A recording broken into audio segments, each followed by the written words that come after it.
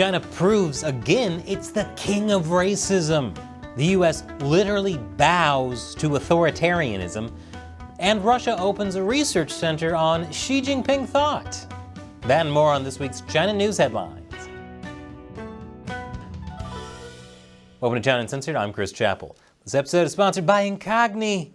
Now, you probably know that companies are collecting your personal data, but you may not realize just how many. Dozens, maybe hundreds, most of which you've never heard of, and you have no idea what they're doing with it. Incogni helps stop them. I'll explain more at the end. Stupid TikTok dances aren't dead, but at least they've been taken out of the skies. Delta Airlines banned staff from using TikTok on personal devices. This follows a similar ban by Southwest. So why did they do it? Well, you might think it was to protect company secrets or their workers from Chinese spying, but no. Delta cited a U.S. requirement that government contractors cannot have TikTok. Southwest did it for the same reason. Now the question is, what are they going to do with their official TikTok accounts? Southwest, at least, is going to stay on TikTok. Delta hasn't said either way, but it posted contents to its feed as recently as Wednesday, at least as of this recording. Oh, Chinese spyware. I wish America could quit you. Speaking of lost causes, the Solomon Islands. The Prime Minister of the Solomon Islands is in Beijing this week, in addition to opening a new embassy in Beijing. He signed a comprehensive partnership deal, which includes a policing deal that hasn't been made public yet. What China has said about the deal, though, isn't reassuring. China said it would help the Solomon Islands strengthen its law enforcement capacity, and that both countries would step up protections of the safety and lawful rights and interests of each other's nationals and institutions. In other words, China's police or military, or both, could end up operating in the Solomon Islands, all under the guise of protecting Chinese citizens there. Which would be shocking if the Solomon Islands hadn't already allowed that under another security deal last year. China would like Japan and South Korea to take their cue from the Solomon Islands.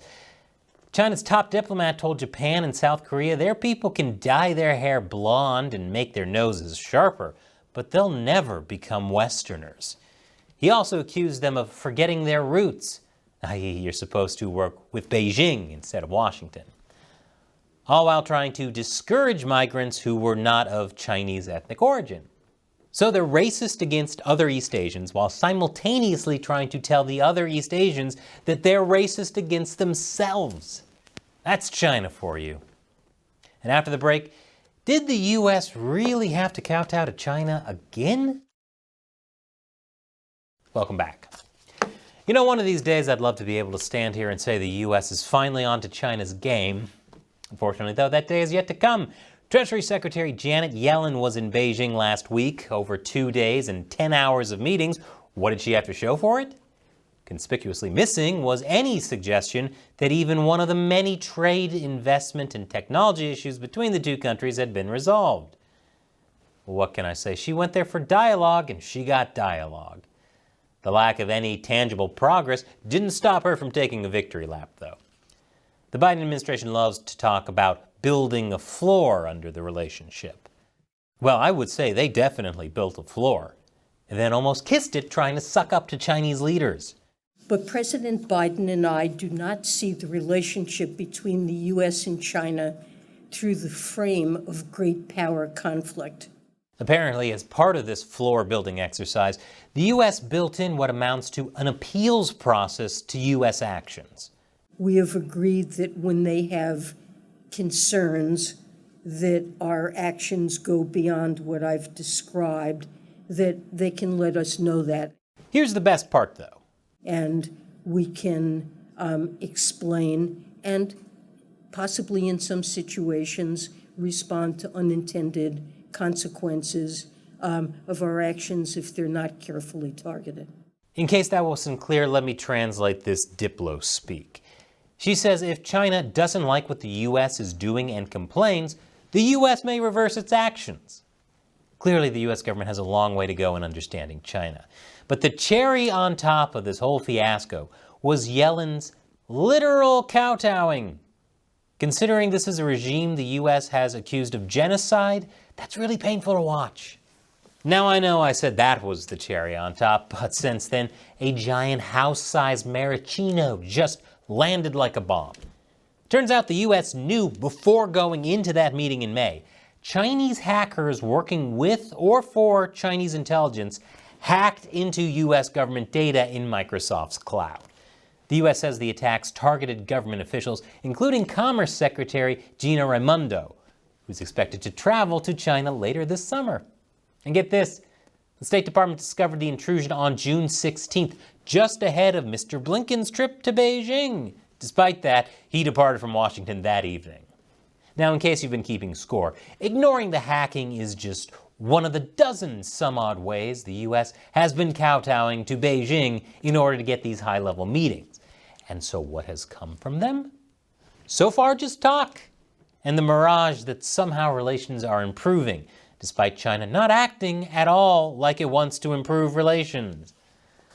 One of the meetings the Biden administration still wants to happen is between the U.S. and Chinese military leaders. That hasn't happened yet, but China's ambassador to the U.S. did meet with a Pentagon official.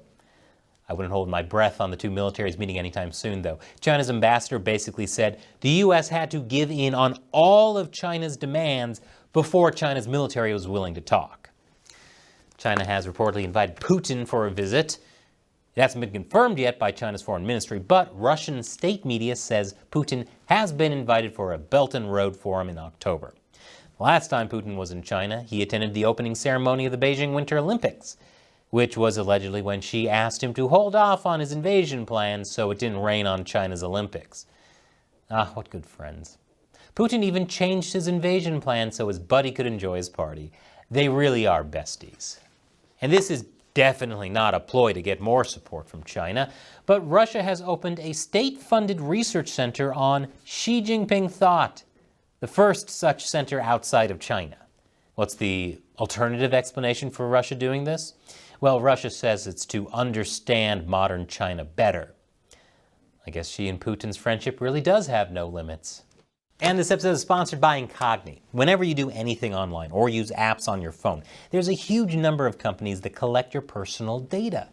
When I signed up for Incogni 12 months ago, I discovered there were dozens of data brokers that potentially had my private information without my permission. And these companies can get hacked, spreading my private information even more widely. For example, a couple of months ago, thousands of Norton LifeLock customers got hacked, which is ironic since the whole point of LifeLock is identity theft protection. But this just goes to show even the biggest companies can get hacked. So what can you do? Get as many companies as possible to delete your data off the internet. And that's what Incogni does for you. Incogni has already gotten my details removed from 99 of these data brokers, with a lot more in progress. And I don't have to do anything after signing up. Incogni just handles it. So I recommend you get Incogni for yourself. Click the link below or go to incogni.com/uncensored.